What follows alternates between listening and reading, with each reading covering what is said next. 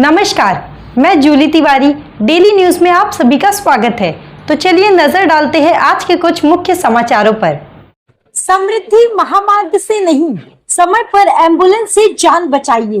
मोनिका भोईर की पीड़ा ने खोली व्यवस्था की पोल।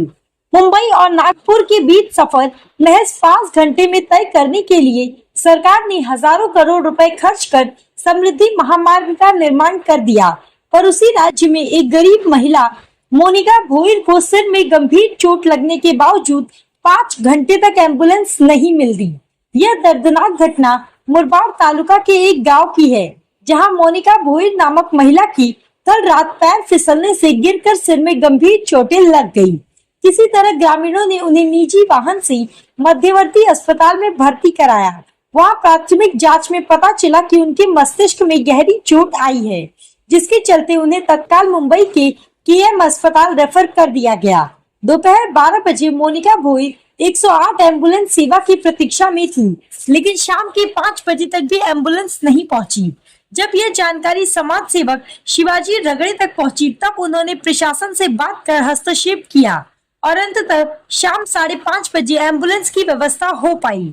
यह एक बेहद गंभीर प्रश्न है कि जिन गरीबों के लिए ये सरकारी योजना चलाई जाती है, क्या उनकी जान की कोई कीमत नहीं है? समाज सेवक शिवाजी रगड़े ने आक्रोशित होकर यही सवाल उठाया कि यह सरकार आखिर किसके लिए है और किसके लिए काम करती है। कुछ महीने पहले भी एक युवक की मौत इसी वजह से हुई थी कि समय पर एम्बुलेंस नहीं मिली थी। उस त्रासदी से कोई सबक न लेते हुए अब फिर एक महिला की जान को जोखिम में डाल दिया गया। राज्य सरकार और 108 एम्बुलेंस सेवा की लापरवाही एक बार फिर उजागर हो चुकी है। ऐसे में सभी राजनीतिक दलों, सामाजिक संगठनों और जागरूक नागरिकों से अपील है कि हम मिलकर ऐसी व्यवस्था के खिलाफ आवाज बुलंद करें, ताकि गरीबों को कम से कम समय पर एम्बुलेंस और इलाज की सुविधा तो मिल सके। माझं नाव भरत निकसे. माझ्या मावशीला इथं मी ॲडमिट केलं का रात्री आणली. आम्ही प्रायव्हेट गाडीने इथे आलो, पण सकाळी 12 पासून तिला ब्रेन हॅमरेज असल्या कारणाने पुढे न्यायची, म्हणजे कलव्याला सुद्धा नाही, सायनला न्यायची. तर तिला ॲम्ब्युलन्स पाहिजे, कारण त्याची परिस्थिती पण तशी नाही आहे. त्यांना ॲम्ब्युलन्स पाहिजे. 108ला आम्ही 12:30 पासून दुपारपासून कॉल करतो आहे, पण इथंही ॲम्ब्युलन्स अवेलेबल होत नाही. नॉन ऑटो सुद्धा होत नाही अवेलेबल. आता किती तासानंतर ॲम्ब्युलन्स आली? जवळपास 4:30 ते 5 तासानंतर ॲम्ब्युलन्स अवेलेबल. 12:30 ते 5:30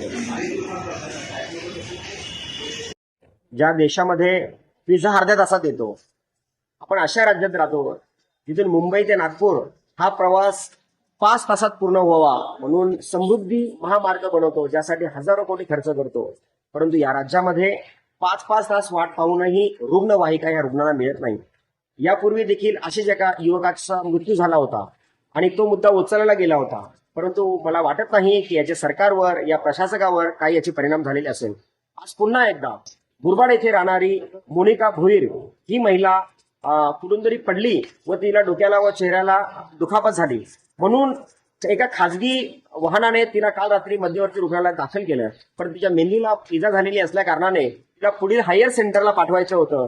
दुपारी 12 ते 12:30 पासून त्याचे नातेवाईक सातत्याने 108चा पाठपुरावा करत होते, पण त्यांना रुग्णवाहिका मिळालीच नाही. असा ते वाट बघत होती. जेव्हा एका अनोळखी व्यक्तीकडनं मला ही माहिती मिळाली, तेव्हा इथे आम्ही आलो, आरडाओरड केली, गोंधळ केला. तेव्हा जाऊन त्यांना ती रुग्णवाहिका मिळते.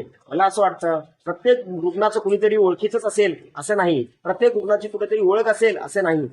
जो कुठलाही रुग्ण या रुग्णालयात जर आला, या महाराष्ट्रातल्या कुठल्याही रुग्णालयात आला, तर त्याला योग्य रुग्णवाहिका मिळायला हवी, त्यांना इकडे त्यांना उपचार मिळायला हवेत, हीच आमची सरकारला मागणी आहे. आणि जर ह्याकडे अजूनही सरकार जर गंभीर नसेल, तर मला वाटतं येणाऱ्या काळामध्ये मी सर्व संघटना, सर्व पक्षांना विनंती करतो की आपले सर्व एजेंडा बाजूला ठेवून या गोरगरिबांना कशी उपचार मिळतील, त्यांना वेळेवर रुग्णवाहिका कशी मिळेल, त्यांना सेवा कशी मिळेल, यासाठी सरकारला जाग आणण्यासाठी मला वाटतं राज्य स्तरावर एक मोठं आंदोलन उभं करावं लागेल.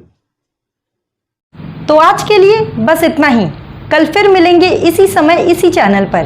तब तक के लिए मुझे दीजिए इजाजत। धन्यवाद। हमारे चैनल को सब्सक्राइब करें और बेल आइकन दबाना ना भूलें, ताकि हमारी खबरें सबसे पहले आप तक पहुंचे।